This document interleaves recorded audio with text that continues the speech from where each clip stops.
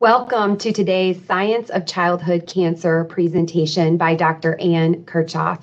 My name is Heather Brandt. I am Director of the HPV Cancer Prevention Program, Co-Associate Director of the Community Outreach and Engagement Program in the St. Jude Comprehensive Cancer Center, and also a faculty member in the Department of Epidemiology and Cancer Control. And it's my pleasure today to serve as the moderator. Thank you so much for joining us, and let me go ahead and introduce our presenter today, Dr. Ann Kirchhoff. For her presentation, Identifying Strategies to Improve HPV Vaccination Among Childhood Cancer Survivors. Dr. Ann Kirchhoff is a tenured associate professor of pediatrics at the University of Utah School of Medicine and Huntsman Cancer Institute investigator in the Cancer Control and Population Sciences Research Program. As a health services researcher, her program primarily concerns evaluating patient outcomes related to healthcare access and cancer-late effects, and developing interventions for childhood, adolescent, and young adult cancer survivors, with a focus on addressing the social and financial consequences of cancer. Dr. Kirchhoff leads a range of studies from interventions at Huntsman Cancer Institute and Primary Children's Hospital to statewide analyses of survivor outcomes using the Utah Population Database. Her research interests also include examining socioeconomic and health outcomes of cancer survivors. She has a very strong history of funding as principal investigator from both institutional grant support and external funding, including an ongoing NCI R01 to develop and test insurance educational materials for adolescent and young adults with cancer. Last fall, I had the great pleasure of working with Dr. Kirchhoff and our colleague, Dr. Deanna Kepka at Huntsman Cancer Institute on an application to understand the short and long-term effects of the COVID-19 pandemic on adolescent vaccination, including HPV vaccination. And I'm delighted to turn over the controls to Dr. Kirchhoff to learn more about her important scholarship. Dr. Kirchhoff? Great, thank you so much. It's wonderful to be here today. I was really excited to be invited to present. We've been working now in the area of HPV vaccination among childhood cancer survivors in Utah for a few years, but it's kind of a new area for us. So it's great to get to share some of what we're doing through this seminar series. And one thing, I was just really thrilled when I realized that I was giving this talk during Adolescent and Young Adult Cancer Awareness Week, because I think this is just a wonderful opportunity to continue to bring awareness and discuss the needs of younger cancer patients and survivors in our country. If anyone has additional questions about what we do around AYA cancer in Utah, I would love to talk about that as well at the end. But we have a AYA program that is working to support adolescents and young adults in our state.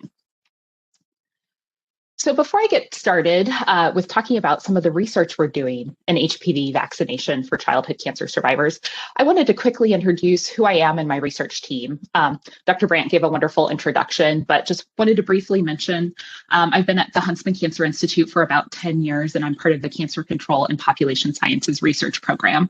And I really couldn't be where I am today with my research without my amazing research team. So several of my team members are pictured here in our new work environment through Zoom. And if you'd like to know more about my team members, my lab website is there at the bottom of the screen. The other team member that I really want to highlight, who's been vitally important throughout all of our work with HPV vaccination for childhood cancer survivors in our catchment area, is Deanna Kepka. She is a huge advocate for the HPV vaccine in Utah as well as surrounding states, and has really been part of this movement for several years. So she received funding through a P30 grant through the National Cancer Institute several years ago to develop the Intermountain West HPV Vaccination Coalition. And this came together at a time when NCI was really starting to focus on HPV vaccination and uptake in our catchment area. And so it's been really amazing to see this coalition grow. And so Dr. Kepka really provides the expertise to all of our projects related to HPV vaccination. So it's wonderful to have her involved. So just to lay a little bit of groundwork before we move into some of my research, I'm sure many of you are aware of the HPV vaccine and why it's so important for young cancer survivors, but I wanted to go through a little bit of the background on this. So there is data showing that the HPV vaccination or the HPV related malignancies are more common in survivors of childhood cancer. So there's been some national data that show about, or that female cancer survivors of childhood cancer are at about 40% higher risk of developing an HPV-related malignancy after their original cancer diagnosis. And this is even higher for male survivors, about 150% higher relative excess risk. So, this brings to mind, why do we see this sort of elevated risk for survivors? So individuals who experience immunosuppression, such as cancer patients, may be more likely to develop persistent HPV infection, which could be associated with this elevated risk that we're seeing for HPV-related cancers. And so because of this, over the past decade or so, COG as well as ASCO have strongly recommended efforts to increase HPV vaccination for childhood cancer survivors. But unfortunately, we know from multiple studies that survivors have a low HPV vaccination rate compared to the general population. And this is probably due to many different reasons, and we'll discuss some of these today. So vaccine schedules obviously get disrupted during cancer treatment. At the same time, providers, parents, survivors may be unclear about what to do around HPV vaccination when they're done with their cancer treatment. So all of this can lead to some gaps in this really important preventive service. And we were particularly interested in looking at this in Utah for several reasons. So Utah has unfortunately lagged behind other states in the United States regarding HPV vaccination uptake. So these data here in this table show the rate of one dose or more of HPV vaccination for Utah compared to US. And so in 2017, we were lagging behind about 59% compared to around 66% of the overall United States. More recently, in 2019, our rates have caught up. So this is great and probably due a lot to Dr. Kepka and some of the other efforts that are going on in the Mountain West regarding improving HPV vaccination uptake. But this made us think, what do we need to do and what do we need to understand around what's going on for HPV vaccination for childhood cancer survivors in our catchment area? And so the reason I show the map of the United States here is one, I just kind of want to orient people to where Utah is. But much of our healthcare is in the northern part of the state in Salt Lake City, Utah. So that's where Primary Children's Hospital is, which is our cancer center for children for the state, as well as Huntsman Cancer Institute, which is NCI-affiliated cancer center. And so that's where a lot of the healthcare for cancer is really coalesced in the northern half of our state. And we provide pediatric cancer treatment to patients from all over our catchment area of the Mountain West states. Also, before kind of diving into this too much, I did want to just make sure everyone's kind of up to date on current HPV recommendations. These have changed over time. I think this probably leads to some of the confusion that we see for survivors and providers around this. So current HPV recommendations are now 2 doses for adolescents who start the series between the ages of 9 and 14 years of age. For those who start older or who are immunosuppressed, the recommendation is still 3 doses. And the HPV vaccine was recommended for girls in 2006 and for boys in 2011. So it has been around and available for survivors for several years now. But as I mentioned before, we know that HPV vaccination among survivors is lagging behind the general population. And in the general population, we're still not doing as well as we should be compared to other adolescent vaccines.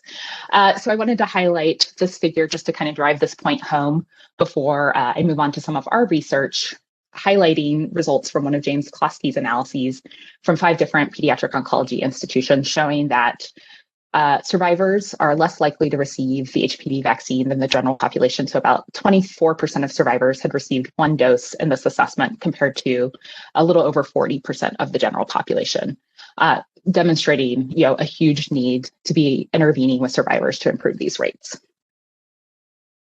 Okay, so with that background, now I'd like to dive into talking about some of our research in Utah. And my team has a wide variety of expertise. So we have epidemiologists and behavioral scientists and different folks who work with us because we're really interested in using different types of data to understand questions of childhood cancer survivorship. So I'm going to talk about 2 sets of studies today. So the first is looking at some of the population-based data resources that we have available in Utah that really allow us to capture HPV vaccination as well as other health outcomes at a very rich state level often. And so Dr. Kepka and I had an RO3 to conduct some analyses using our statewide data that I'll talk about on subsequent slides. Then after that, I'd like to go through some of our clinic-based studies. So we really use sort of the population-based approach to understand kind of big picture questions in our state, and then focus on collecting data from patients, providers, parents in more detail through some of our clinic-based studies. And we've had some supplemental support to do this work, as well as some foundation grant funding. And all of this is really driving towards our goal of starting to develop strategies to improve HPV vaccination among Utah survivors. So now starting with some of our population-based studies, just wanted to kind of orient everyone to the aims that I will be discussing or the aims that are tied to the analyses that I will be discussing for this part of the talk. So for the first two aims, we were really interested in just understanding what is the rate of HPV vaccination among childhood cancers in our state compared to individuals in the same age range without a cancer history. And we hypothesized here, based on some of this other work, that HPV vaccination would be lower among survivors than the general population. And we were also interested in understanding what factors were associated with a slower rate of vaccination if it was true. And then our third aim here was focused on missed opportunities for the HPV vaccine. And I'll talk about more what I mean by that on subsequent slides. But the idea with missed opportunities is, we know that there's other adolescent immunizations that kids should get. And so are they getting, other shots such as Tdap or flu vaccine, but not the HPV vaccine, which represents a missed opportunity in the healthcare system to get the HPV vaccine. And this could give us an idea of potential areas to intervene for young survivors. So the data source for this work comes from the Utah Population Database.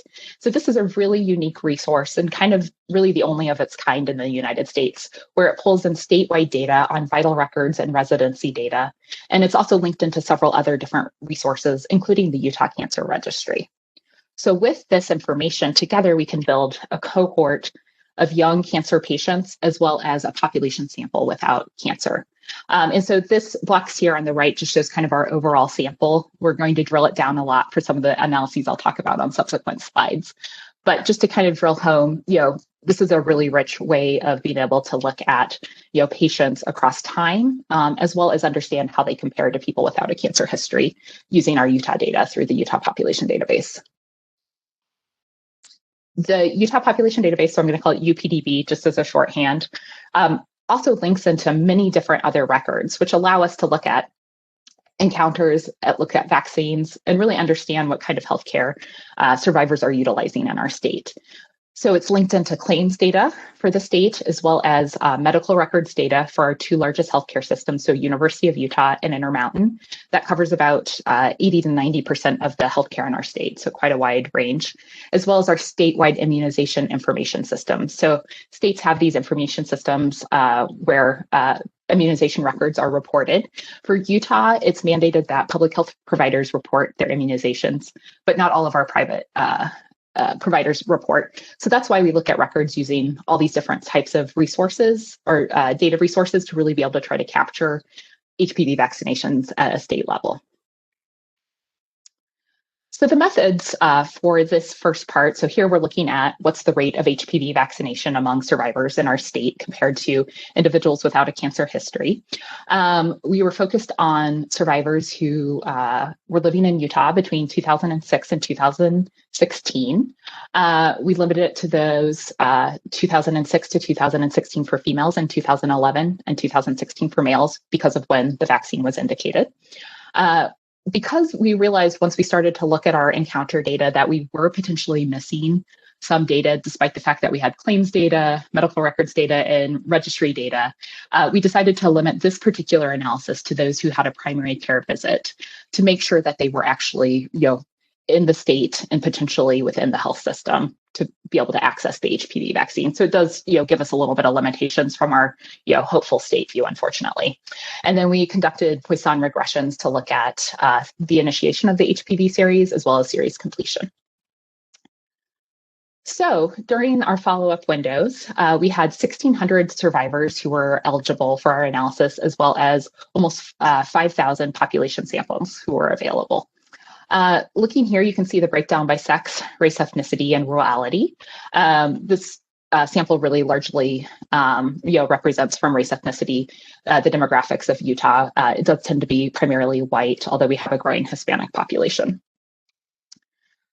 So our first set of results here show the overall proportions in our sample reporting initiation of having initiation of the HPV vaccine, at least having a second dose, and then completion of the series. And again, this was done several years ago when 3 doses were still recommended for everyone. Or using data from several years ago when 3 doses were still recommended for everyone. And you can see across the board that survivors are less likely than the population sample to receive a dose of the HPV vaccine. You can also see that these estimates of the proportion vaccinated do seem a little bit low than some of the more recent data. And remember, this is because we're including data from far back as 2006 when the HPV vaccine was first recommended, right? So this is kind of averaging out our rates. So we are interested then in looking at these data with a slightly more contemporary time frame. So these estimates are from 2016. So we just pulled out the data from 2016. And you can see when we compare survivors who are male compared to the population sample, that we're still seeing a lower level of HPV vaccine initiation and completion for male survivors. But we were actually encouraged to see when we look at female survivors compared to females in the population sample, that about 50% of them were initiating the vaccine. So survivors are not actually lagging as far behind the females in the general population, although completion is lower. Another thing we are interested in as well with these data, so we're using this sample that's derived from our healthcare data that might be a little different than some of the other estimates that are out there on vaccination or HPV vaccination for the state of Utah. So we also compared our sample as best we could to NIS teen. And we're interested to see our population sample and NIS teen, as well as survivors, are relatively similar when we look at HPV vaccination initiation, but completion is much different. And so this is something we're kind of curious about understanding a bit more. It could be in that we've limited our sample to those who have had a primary care encounter, whereas with NIS teen, they may be gathering information on people who are getting vaccinated, in other types of settings outside of primary care. And then the last set of results I'm showing here are the multivariate regression analyses. And I'll walk you through this because there's a lot going on here. But the 2 columns show initiation of the vaccine and completion of the vaccine series. And again, 3 doses. And when you look at each of the rows, so this is comparing survivors to the population sample. So among the full sample, for example, we see survivors are about 20% less likely to initiate the HPV vaccine compared to our population sample in a model that's adjusted for, race, insurance, guideline, indication year, all sorts of factors that might be driving some of these differences. We also see a lower uptake for males, for Hispanic survivors, as well as our urban survivors as well in these multivariate models. So just to key up a few conclusions here. So, from these analyses, I think we're confirming, similar to other states, that Utah survivors are less likely to initiate the HPV vaccine series than individuals without a cancer history. That we do see some differences for subgroups that will be important to consider in the future, such as male, Hispanic, and urban survivors in their initiation of the HPV vaccine. One thing we're not totally sure why we're seeing this with our urban survivors. So hopefully this might be something we can discuss during the question period. Would love to hear if people have thoughts on that. I think our findings for male survivors mimic what we see in other studies. And then for Hispanic survivors, we know, unfortunately, they're less likely to receive follow-up care after their cancer treatment. And this may be affecting, sort of their access to the HPV vaccine, whether they're getting a provider recommendation for it. But again, this is a sample that was limited to those receiving primary care. So it is a little bit of a focused sample. Okay. So the next set of results I'm going to show you based on these population level data are our missed opportunities analyses.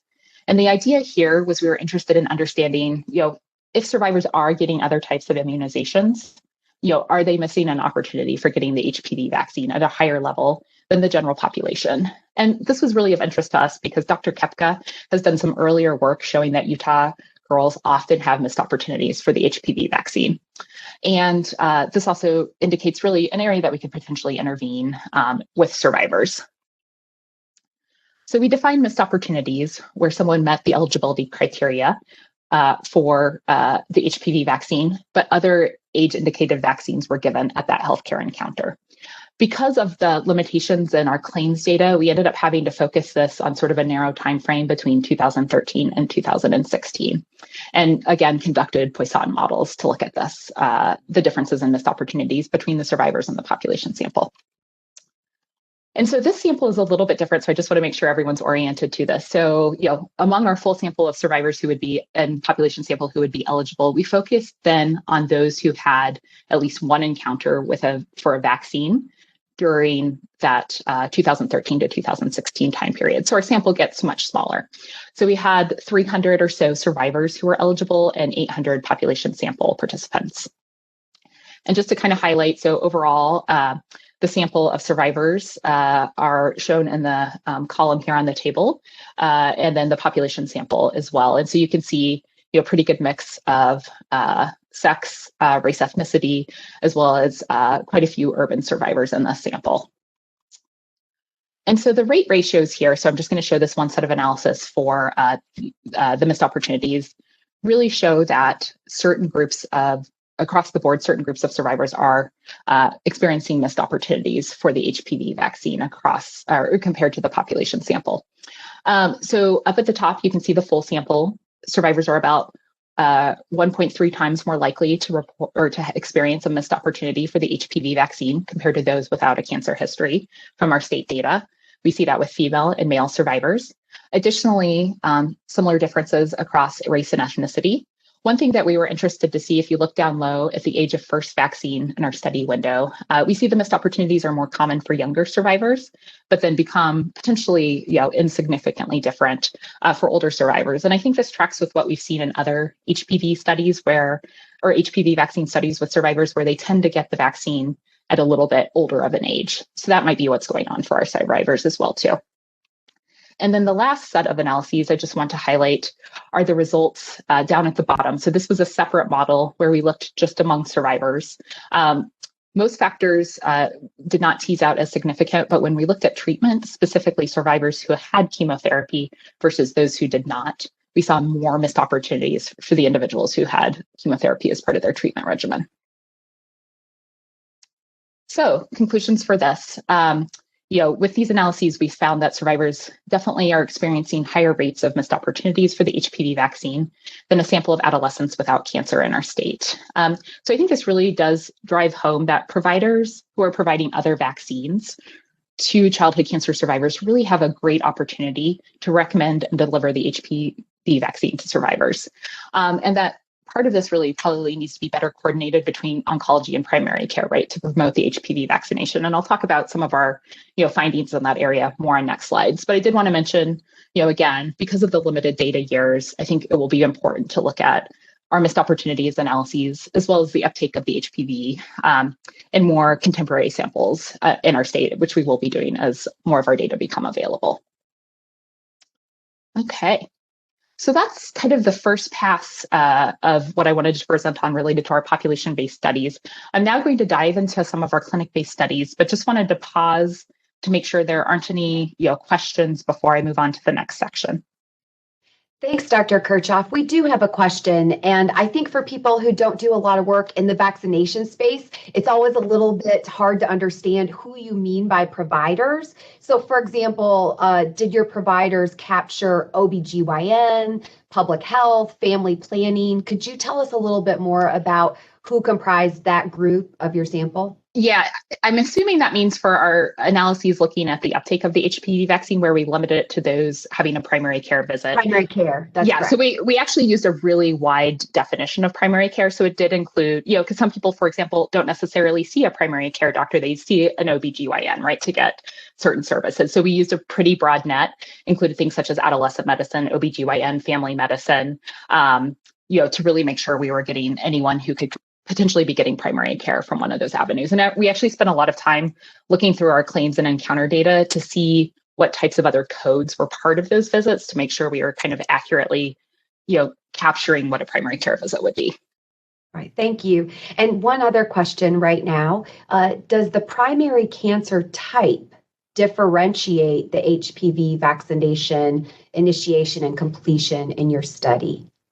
Yeah, so we did look at that and actually didn't see much of a difference, which I thought was really interesting. It could be because of our smaller sample size for certain types of cancers, but we didn't really see anything too different across our cancer groups. But I think that's something that will be important to look at more in depth later. So, yeah, and in more recent Great. samples as well. Great. And one more quick one. So for people joining us not familiar with how vaccinations are covered in the United States, which is different than in other places. Oh, yeah. Could you tell us just a little bit about cost and who's paying for the vaccine?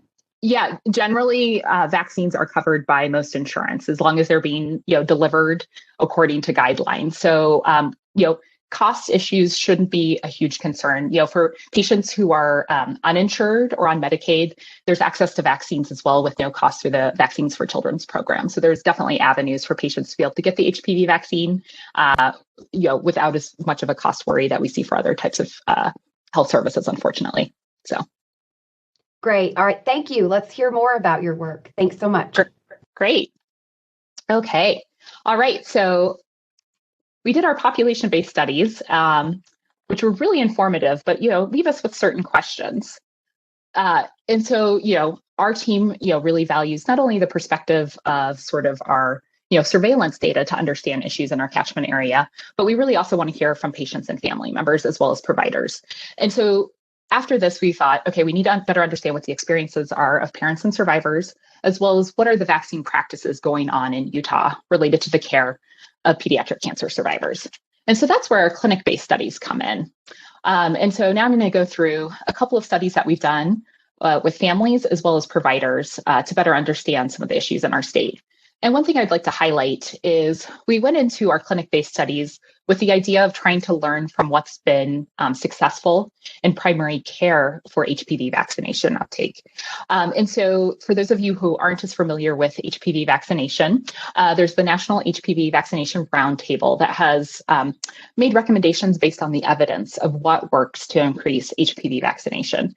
And so we're interested in really understanding, are there things we could learn from primary care that could be adapted to oncology patients to promote the HPV vaccine, such as provider recommendations, standing orders for the vaccine so that it's ready to go when a patient shows up, provider prompts, as well as reminder systems. So some of what I'm going to talk about next tie into some of these ideas that we're thinking about for future interventions. Okay, so now diving into our clinic-based studies. The two studies I'm going to talk about right now, one is called CHOW, which was childhood immunizations after oncology, and the other is the HOP study, which is HPV vaccine for oncology patients. And my team loves making cute logos, so I definitely wanted to highlight those because we're always very proud of our logos. But our clinic-based aim, so I've broken these out kind of into two areas. So one, we are interested in talking and hearing from caregivers and survivors regarding their beliefs about vaccines, barriers to getting the HPV vaccine, preferences regarding receiving the HPV vaccine at the end of cancer therapy. And so the first phase of the study, we actually did sort of a broad parent survey on immunizations after cancer, including the HPV vaccine. And then did an assessment where we did some interviews with parents and survivors to really sit down and talk with them more about concerns and barriers related to the HPV vaccine. And then the second set of work I'm going to talk about really dove in more into the provider knowledge about HPV vaccine in our state. And so we wanted to hear from both Utah oncologists as well as primary care providers, because they're the ones who are working with our childhood cancer survivors. Okay, so going into some of the results from our parents survey, or the background of our parent survey. So this was a one-time survey that we did at Primary Children's Hospital. So again, Primary Children's Hospital is the main center for treating children in the state of Utah. We enrolled parents whose child had finished treatment 3 to 36 months prior, and did both red cap and mail surveys to try to get as much participation as possible. And the survey included some questions around their awareness of HPV and the HPV vaccine, whether their child had received any doses of the HPV vaccine. And for those who hadn't had their child vaccinated, would they or would why or why not they would get the HPV vaccine for their child. So diving into our results, so we had 145 participants. Of these, we were actually really surprised to see that 40% said that their child had received at least one dose of the HPV vaccine. And this was actually kind of interesting, right? Because it mimics some of that more recent data we were looking at from 2016, at least for female survivors, showing around 40% of them using our state data had gotten at least one dose of the HPV vaccine. But among the group whose child had not received the HPV vaccine, 30% of them said they were unlikely to get the vaccine for their child. And so this, was very concerning to us that there was this, relatively substantial group that were just not on board with it. And the two things that came up in the survey were that they did not have enough information about the HPV vaccine, and they were worried about side effects due to their child's cancer. And so I think the big sort of take home with this is, and again, you'll hear this kind of echoed through the rest of my talk, is how important providers are, I think, in having this discussion around the HPV vaccine for childhood cancer survivors and for their parents. So when we looked at this group who had not gotten the HPV vaccine for their children, to understand sort of their intentions around the vaccine. So on the far right, you can see how likely are you to get the HPV vaccine for your child.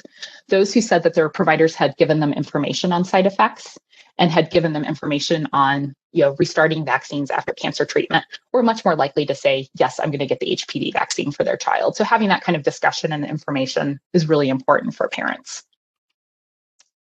And so this led us to think, okay, this is great we're able to capture this information kind of on a broader scale with our survey. Now we kind of want to have more in-depth discussions with both survivors and caregivers, parents, to understand what may be going on, what are ways that we could have those conversations be more useful for them around recommendations for the vaccine. Where do they want to get the vaccine? How could we make this work? So we did a series of qualitative interviews with survivors of childhood and adolescent cancer. So they were adult survivors, so ages 18 and older, but would be still eligible potentially for the HPV vaccine, as well as caregivers of younger survivors. And we tried to get a mix of those who had had the HPV vaccine or who had not had the HPV vaccine. And so our results are kind of broken into three groups. So what are their preferences around recommendations from providers? So again, kind of going back to some of the HPV roundtable recommendations. What are their sort of areas of knowledge and concerns? And what would be their preferences around getting reminders and support for getting the vaccine? So again, this really echoes our results really echo what we saw in the survey, that there's just a lack of knowledge about the HPV vaccine, right? It's been around for over a decade now, but there's still a lot of information not known out there. And so this first quote says, we haven't known about the HPV vaccine to make an informed decision about whether it would be something we pursue for our child or not. The second quote kind of hits at those issues around worries about side effects, right? And again, how we need to make sure that parents have this kind of information, that survivors have this information, that this vaccine should be given and is generally safe for cancer survivors. Around recommendation preferences, I think this is something that, we hadn't seen as much in the literature. So, there's been sort of broad capture of our provider recommendations important around the HPV vaccine for survivors. But what we were really hearing in our qualitative interviews, and why I think it's so important to have these kinds of discussions with patients and family members, is that the oncologist was key. They didn't necessarily want to talk to their primary care provider about getting the HPV vaccine because they felt like their PCP just didn't have that experience or expertise that their oncologist did with their health status. And so, this top quote says, if their oncologist said to me, this is something we recommend, we would get it for our kid. And this was echoed through almost all of our interviews. And then regarding sort of reminder preferences, preferences around where to get the vaccine, many were very supportive of getting some sort of reminder. So again, sort of a patient reminder system. And they said, we just get really busy. Text messages would be great. And most of them preferred some sort of digital reminder. And one thing they actually suggested is that we consider giving sort of memes as part of this digital reminder that they could actually use to discuss the vaccine with their kid. Like this one here on the right is kind of cute and funny, right? It kind of opens a window to have that discussion with their kids. So that was a suggestion. And then the other thing that came up is that preferences around where to get the vaccine weren't really indicated. So they didn't care if they got it from their oncologist, got it from their PCP, got it elsewhere. They just wanted to talk to their oncologist about the vaccine. So a few quick conclusions before I move into some of our provider work is that I think, what we're finding in Utah really does mimic what we're seeing in other places, right? That providers are key to promoting the HPV vaccine for survivors, but that oncologists have the trust and sort of knowledge base that could really work to hopefully move some reticent survivors to HPV vaccination. But we need to make sure that we're giving them appropriate information on the HPV vaccine. And then addressing worries around side effects. It's a small sample in our survey, but we did even hear from from parents that they're worried that vaccines cause their child's cancer, right? So there are some worries out there around vaccines that we really need to address. But I think our findings also start to show that some of the roundtable recommendations that have been used in primary care could be potentially adapted to oncology settings around promoting presumptive provider recommendations and having patient reminder systems. So hearing from patients and really seeing, okay, we're on board, we want provider recommendations, made us realize we also need to talk to providers about this. So as we're starting to kind of build this knowledge base and move to an intervention, what do we need to do to understand and get, providers on board? So we did a series of interviews with providers at Primary Children's Hospital and Huntsman Cancer Institute in 2019. So Primary Children's Hospital, mostly or all pediatric oncologists for the most part, as well as some other care providers. And Huntsman Cancer Institute sees older adolescent cancer patients as well as young adult survivors who would also be eligible for the HPV vaccine. So we tried to focus at HCI on clinics that see younger patients to get perspective of providers who do interact with younger patients. Our questions really focused on, comfort level with recommending the vaccine, what sort of barriers they would see to promoting the vaccine in oncology setting. Would any of the strategies such as recommendations, standing orders, provider prompts be something that they could see as being useful in their setting? And so our results here, we were really excited to see that overall, the pediatric oncologists and the adult oncologists have a very positive view of HPV vaccination.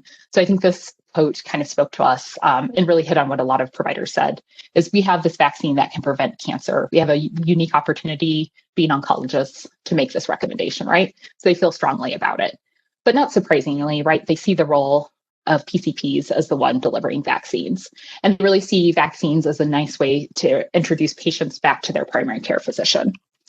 There were some sort of mixed feelings, though, about being involved with recommendations on the HPV vaccine as an oncologist. Many of them said, I just don't think it's my job to keep up to speed with general pediatric guidelines around the vaccine, right? And, that's understandable. There's a lot that they have to keep up to speed with on the oncology side. There's also some confusion regarding HPV vaccination guidelines. Many of them weren't sure how many doses were indicated now, what ages, that sort of thing. Again, not a surprise, but definitely shows an area for education. Monitoring and tracking vaccinations were also an issue. There are sort of certain systems in place that some clinics are using, but not something that's been done robustly, and the HPV vaccination hasn't really been part of that tracking. And for other sort of, intervention aspects, standing orders were seen as potentially too complicated to put in place in an oncology setting, and that they felt like there just wouldn't be enough patients who would really benefit from that standing order to make it worth it. And that provider prompts with decision support for patients that would help them have that kind of discussion with their patient around the HPV vaccine was indicated as something they would be supportive of.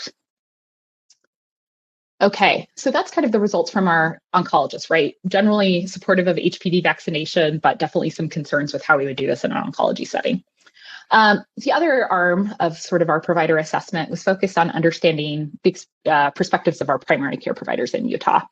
So we recruited primary care providers from Intermountain and University of Utah. Again, these are sort of the two larger systems in our state. So it is kind of a focus sample, but hopefully gets a good swath of our primary care providers of our state.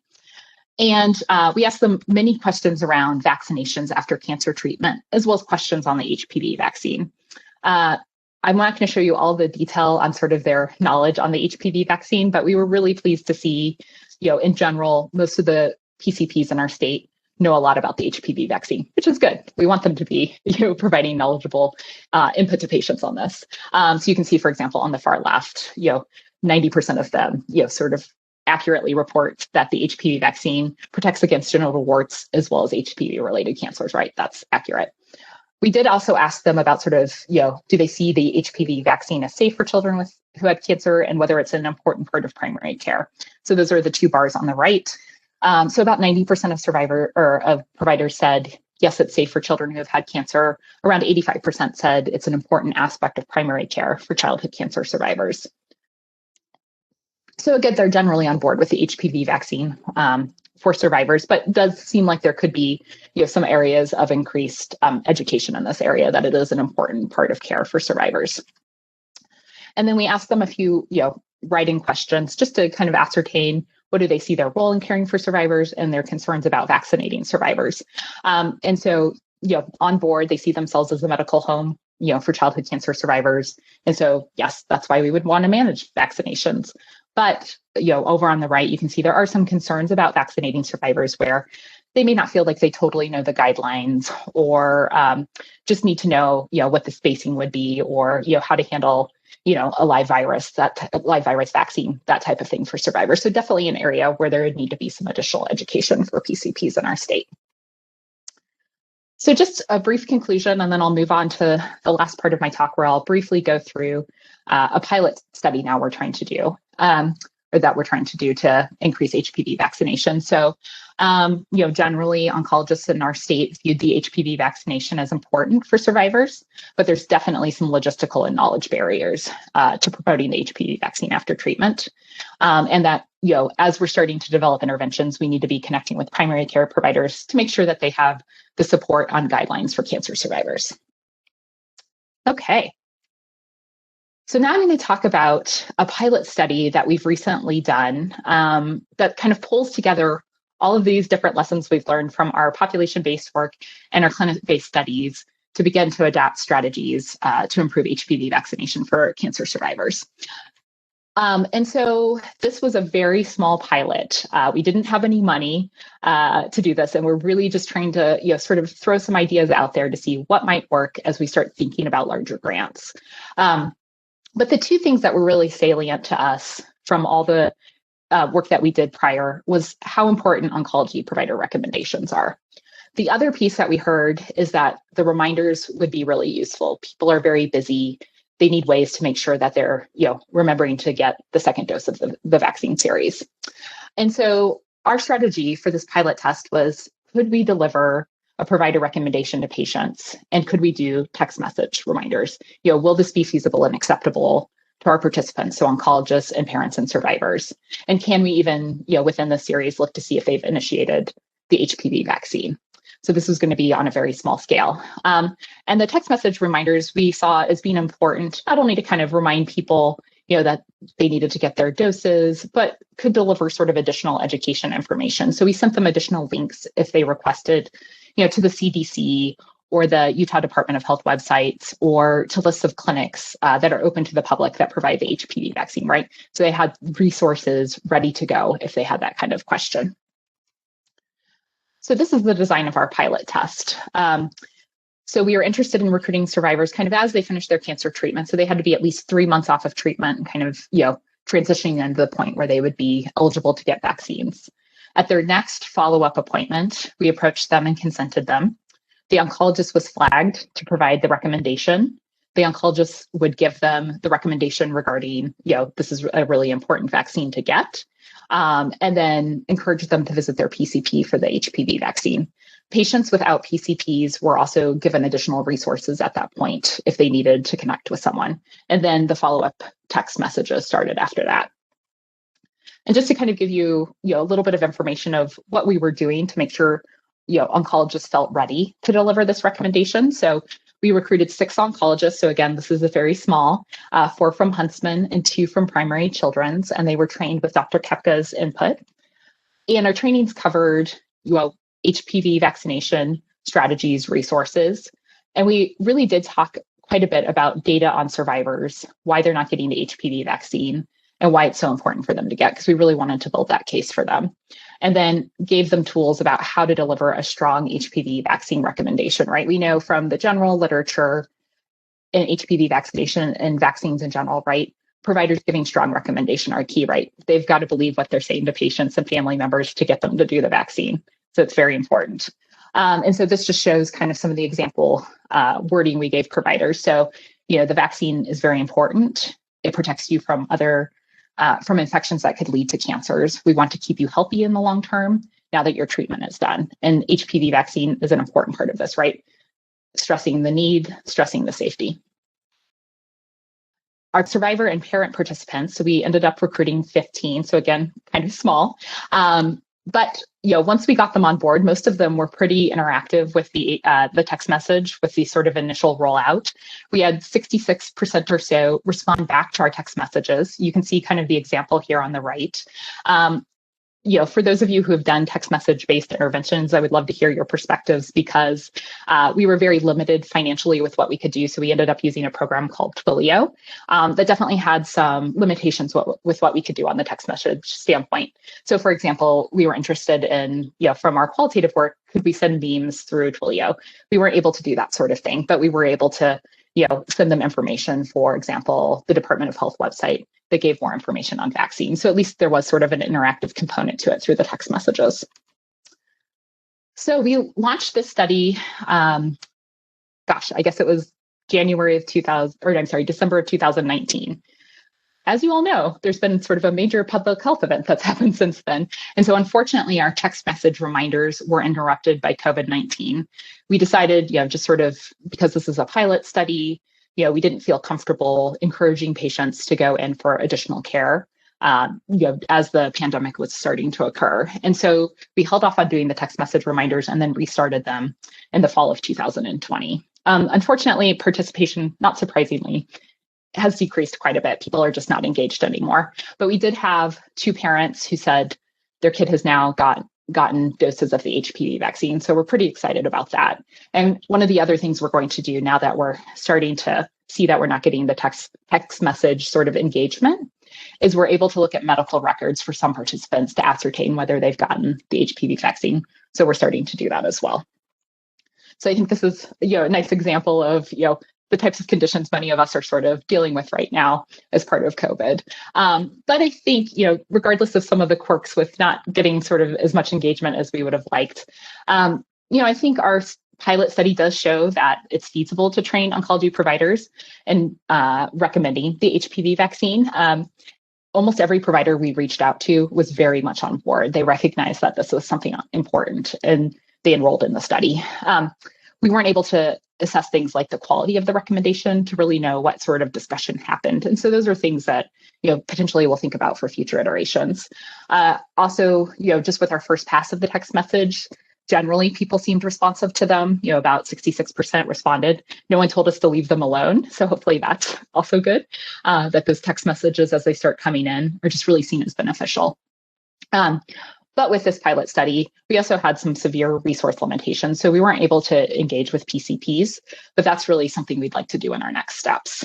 So I just have a couple more slides. I wanted to give a few take-home points of all of our research. Hopefully this will be helpful for people who are thinking about HPV vaccination, at their centers and in their states, as well as then talk a little bit about some of our future steps. So I think, major take-home point, and I think, this has been key across the several studies that have been done with the HPV vaccination for childhood cancer survivors is that this is still just a really critical gap in promoting the long-term health of survivors.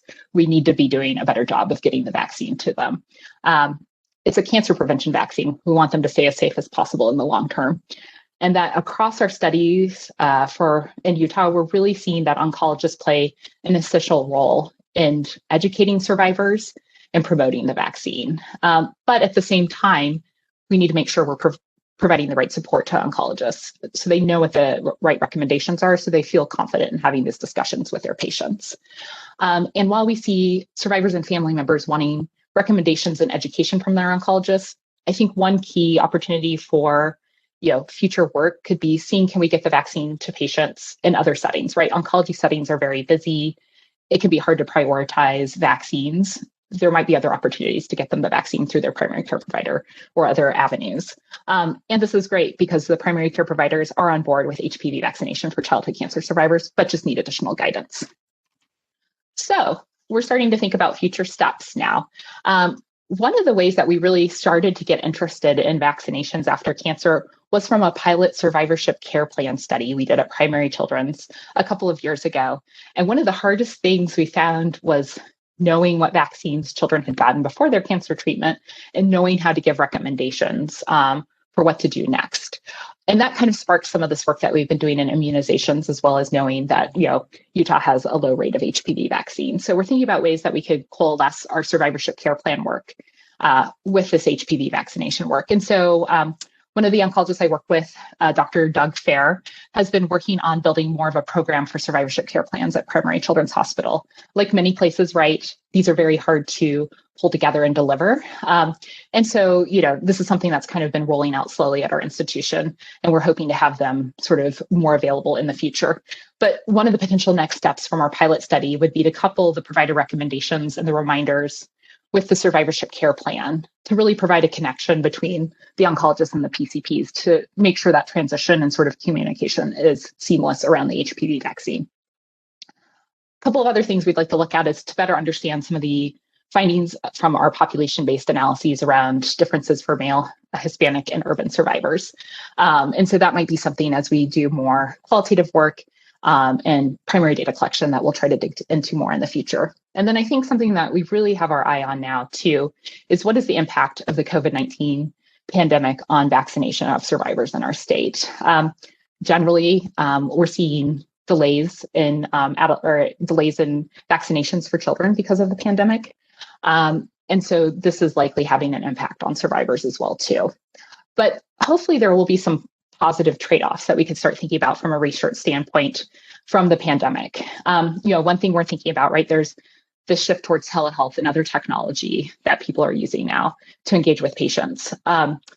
Long-term survivors, for example, may not be connected with their oncologist or a primary care provider, but maybe there's ways to try to engage with them and get a recommendation around the HPV vaccine through some of these new technology-based services that could be wonderful, or ways to engage with providers who are less connected with some of the healthcare systems in our state to promote the HPV vaccine for them as well. So those are kind of our future steps, but would love to now open it up for discussion and questions. Just want to do some quick acknowledgements first from our research team and really thank the patients and families and providers who participate in our study. And we also have a wonderful patient and family advisory board who provides us with wonderful feedback on all of our studies. And also, again, thank our funders. So thank you very much. Thank you so much, Dr. Kirchhoff, for that excellent presentation. We have a number of questions. We'll try to get as many of them to you as we can before the top of the hour here. For those of you who are able to stay on, Dr. Kirchhoff is able to join us for about an additional 15 minutes to continue responding to questions. So the first question, and you alluded to this somewhat in your study design, is when can the HPV vaccine be given safely after completion of treatment? Yeah, so our infectious disease specialist who we work with says between 3 to 6 months after the end of treatment is kind of when she generally feels comfortable that we could be recommending it for patients. So, and I'm curious if other institutions use sort of different guidelines. I think that's one of the things that has been a little bit unclear for us as well, that, that time frame can be a little confusing for providers on knowing when it's generally safe to give. So that's what we've been doing. As part of our new HPV cancer prevention program here at St. Jude, we've been taking a look at this, as you know, and trying to understand. And we've heard a range of different ways in which that gets interpreted, but it does seem to be that 3 to 6 month window following completion. Yeah. Could you tell us what you know about vaccinations being resumed under routine recommendation overall, or does HPV stand out in some way? Yeah, so that's actually a really good question. So our parent survey also just asked some general questions about restarting vaccinations or doing catch-up vaccinations, and actually saw that that was happening a little bit more than the HPV vaccine. So I think, it's generally, I think, still seen as a little bit different than other standard sort of adolescent and, childhood immunizations as well, too. So one of the things we would like to do, so that's based on our provider survey. One of the things we would like to do with our larger data that includes the claims data and the EHR data is to actually look at other childhood and adolescent vaccinations in our state. We haven't done that yet, just because of the complications of that data. It's taken a really long time to set up the HPV analyses, but would like to see if what we're hearing in the parent survey is mimicked, with the broader data. So that's a great question. The next question is kind of broadly about access to care, and your studies are talking about survivors who are already in a healthcare system, so they're already being seen pretty regularly. What about survivors who have fallen out of the healthcare system and maybe are seen less frequently? What does that look like, and how might we re-engage with them for these preventive care efforts? Yeah, no, and I think that that's one of the limitations with the analysis that we were able to do with our encounter data from the sort of first half of my talk is that, to be able to kind of make sure we're capturing data accurately, we had to limit it to people that had those sorts of encounters. My guess is that we would see a much lower uptake of the HPV vaccine among survivors who are less connected to the system. So one thing I kind of talked a little bit about that at the end with my next steps is my team works a lot with the Utah Cancer Registry and have done previous studies where we've actually recruited long-term survivors for studies through the registry and have had a pretty good participation. And so that's a group we've actually been thinking about trying to do some outreach to understand, are they getting the HPV vaccine, and think about ways that we could potentially do some interventions with them as well too. So I think it's an extremely important group. I'm guessing a group that has some additional disparities that we aren't capturing in our current studies that are very clinic-based as well as sort of healthcare encounter-based. I'm really interested in your thoughts about this next question. Okay. So what, if any, are the differences between whether or not it's a medical doctor making the recommendation versus an advanced practice provider or an advanced practice nurse? Do we see differences in the type of provider who's making the recommendation? Yeah, so we unfortunately haven't looked at that yet. My guess is it's probably less the type of provider and whether that provider has the trust of the patient and the family member, right? And so we know from other work we've done at Primary Children's, they have strong connections to some of the nurses in our clinics and things like that. And so I could see a really important role of those providers as well, as promoting and sort of engaging survivors with getting the HPV vaccine. So, to me, I feel like that's kind of where we want to put our emphasis on, like, who do they connect with and who do they see as kind of that provider that they have the trust with, rather than, doesn't matter if it's a nurse practitioner or an oncologist doing it. So in terms of messaging for parents and caregivers, the way we've been thinking about it here early on in the process in comparison to your research program is we can't prevent the cancers for which we're treating our patients here at St. Jude, but we can help protect them from getting cancer in the future, a second cancer in the case of childhood cancer survivors. So what are the main messages that we can integrate into how we talk about this in the cancer survivorship world? Yeah. No, and I mean, I think we kind of hit on some of that with the pilot, right? Is really, engaging with the fact that I think parents want to do whatever they can to keep their kids safe in the long term, right? And this is a cancer prevention vaccine. So I think really making sure that message is clear. And then I think, kind of tying back to a few of the things we're seeing with our surveyor and our qualitative work is, I think that message is really important. This, vaccine will keep your kids safe in the long term. But we do need to address the fact that there are some parents that have worries, right? So making sure that we have clear messaging around the safety of the HPV vaccine, and making sure, that it's not just kind of brushed off. Like, I think, in our survey compared to our qualitative work, we heard in the surveys and the write-ins that there's some parents who are really worried that vaccines cause their children's cancer. Again, I think this is a small group, but it's a really important group, right? That we're making sure that we're really engaging them and, alleviating those worries as well too. So it may not be able to be just like a couple-minute conversation, right? May need to be some longer discussions to alleviate some of these worries. So. Well, thank you so much, Dr. Kirchhoff. We are just at the top of the hour, so I want to take a moment to thank everyone for joining us for today's lecture as part of the Science of Childhood Cancer series, focused on identifying strategies to improve HPV vaccination among childhood cancer survivors with Dr. Ann Kirchhoff from the University of Utah and Huntsman Cancer Institute. We thank you for joining us. We also now, Dr. Kirchhoff has agreed to stay for a few extra minutes for anyone who's interested in asking any additional questions and having a conversation with her. So, but for those of you who have to leave, we understand. Thank you again for joining us today.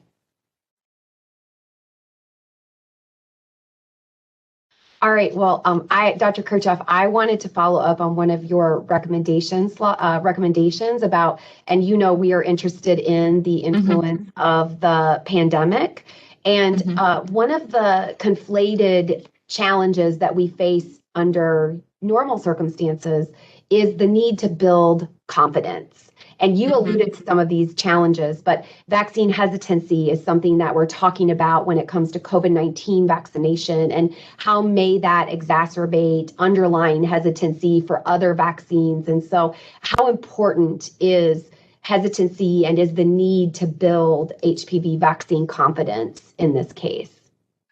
Oh, I think it's extremely important. I think Utah has sort of similar issues as other states, right? Where there are definitely worries about vaccine safety and that sort of thing. So I think, parents are still, I think, a little bit unfamiliar with the HPV vaccine. Again, that's what we hear in our qualitative work, where they just feel like they don't have a lot of information on it, even though it's been out. And I think providers and the research community is very aware about it. If they haven't had a kid who's been age eligible for it, and they were too old to get it right when it was first recommended, it still probably just seems very weird to them as like a vaccine to get, or not something that's kind of in their purview.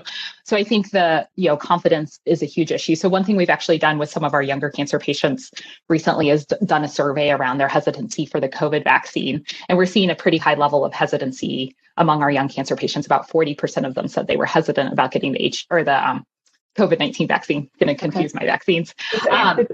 And so, I'm guessing, that kind of energy is what we're also seeing around the HPV vaccine in our state too. I'm not quite sure I answered your question. Was that what you were thinking? Oh, it's along the same vein. Dr. Melissa Gilkey and others published a piece in the Journal of Adolescent Health saying maybe it helps people be more accepting of vaccines and moving them to that continuum, or is it going to exacerbate, hesitancy, thinking about that? So that's really interesting. We haven't, looked into that around, now that the pandemic has happened and the COVID vaccines are out, what this may be doing to influence HPV vaccination in our state. But I think that is really interesting and definitely something we should consider. So that's a great idea. For those of you who are still with us, please use the all panelists option in the chat to send questions. So the next question I have is one that I hear a good bit. And it's this belief that if a child is given the HPV vaccination, that it leads to sexual promiscuity. And behavioral disinhibition is sort of the ages, right? If you help alleviate pain during childbirth, women will just have kids nonstop, right? It's this behavioral disinhibition approach. So tell me a little bit about if you hear that, or what you've seen in your work with childhood cancer survivors related to sexual promiscuity and behavioral disinhibition. Yeah. So, sort of two buckets where we were able to have information on that. So one with the parent survey, we asked specific questions as, was that a worry around the HPV vaccine? And it wasn't endorsed as much as sort of the worries about side effects and the worries about not having enough information. So that surprised us a little bit, especially in a pretty conservative state like Utah.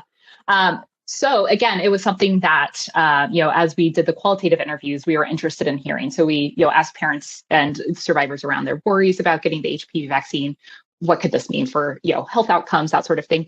It did not come up at all. So again, we were very surprised. And Austin Waters, who's the first author of the qualitative work that I presented earlier, and I were just talking about this recently because we were really surprised that it did not come up. I think it's something we probably need to reflect back a little bit, on our interview guide and things like that to make sure that we were sort of being broad enough in what we were capturing. But I also think maybe for this population, there's just other worries that supersede the sexual, behavioral worries, and it really is sort of what's safe when I'm done with my cancer treatment. What sort of things do I need to do to stay healthy in the long term that, maybe don't, have that much of as an influence as some of these other things that we're seeing in the general population. It's been surprising to us. Yeah, I feel as if your work is really helping to elucidate salient issues among parents and caregivers of this childhood cancer survivor population. Because in the general population, we have seen sort of sexual disinhibition being eroded from data. We just don't see that come out. But yet you're working in a conservative state, you're working in a state that has a large proportion of people living in rural and frontier spaces. And so you still do sometimes see those, and it's just unfortunate that we don't see it nationally.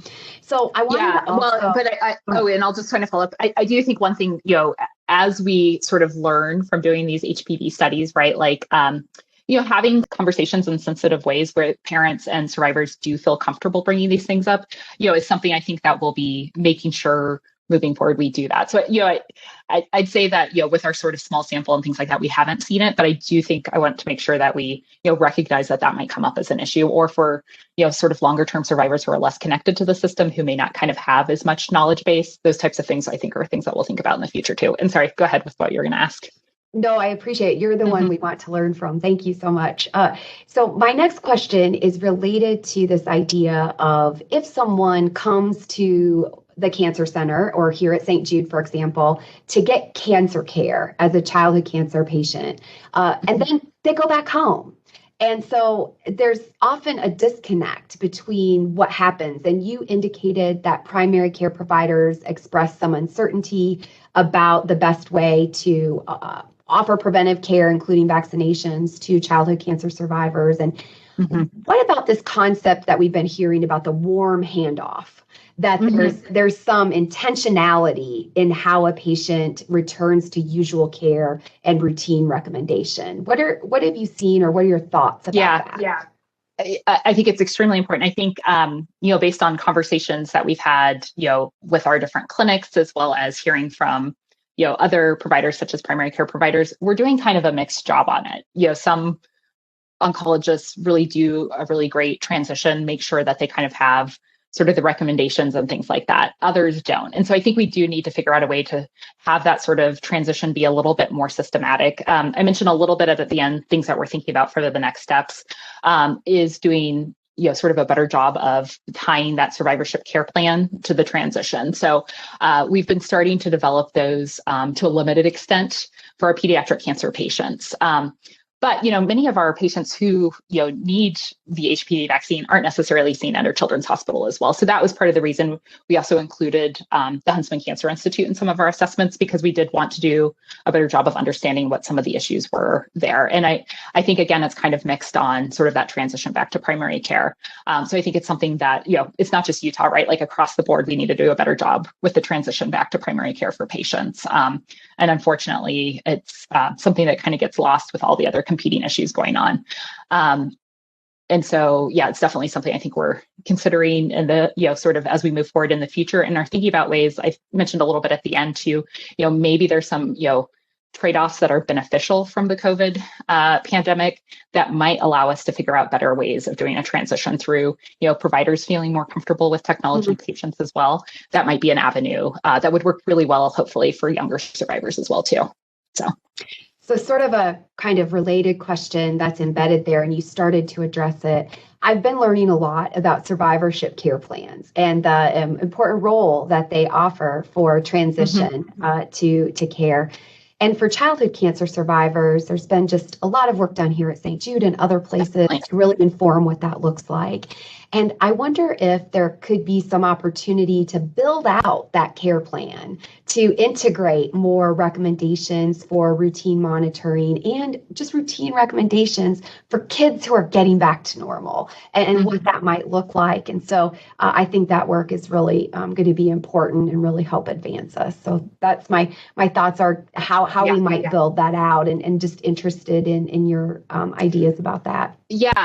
So, we did a pilot SCP study several years ago. And, I think one of the things that we were trying to balance was sort of, enough information that it was useful for the next provider who saw that patient, as well as for the patient and family, with also having it be simple enough that it wasn't overwhelming and, led to things that could be sort of addressed with care. So we've actually, our original care plan, and you've seen a push in other places, right, towards more simplified care plans as well, was pretty complex. And so we are trying to kind of dial it down now to have it be just really based around, these are important health behaviors. These are the, treatment types of surveillance things you should be looking at, to make it more useful for, providers as well. So I think that's really important. And I think, things that we'll be thinking about and trying to evaluate in the future as well too. So we did find this, I'll just mention one other quick thing. Parents and families love the care plan though. We do need to be giving, I think, these sort of tangible things, like they thought, oh, I actually have a path now in a way that I didn't know before. So they really are important, I think, not just for parents, but then on the provider side too. So. Well, we're going to go ahead and wrap up today's conversation with you, Dr. Kirchhoff. We just thank you so much for your participation in the science of childhood cancer and providing us a glimpse into thinking about how we can really help to advance this area of prevention and specifically in vaccination following completion of cancer treatment in children. So thank you so much for joining us, and we'll go ahead and end things today. Thank you. Yeah, thank you so much.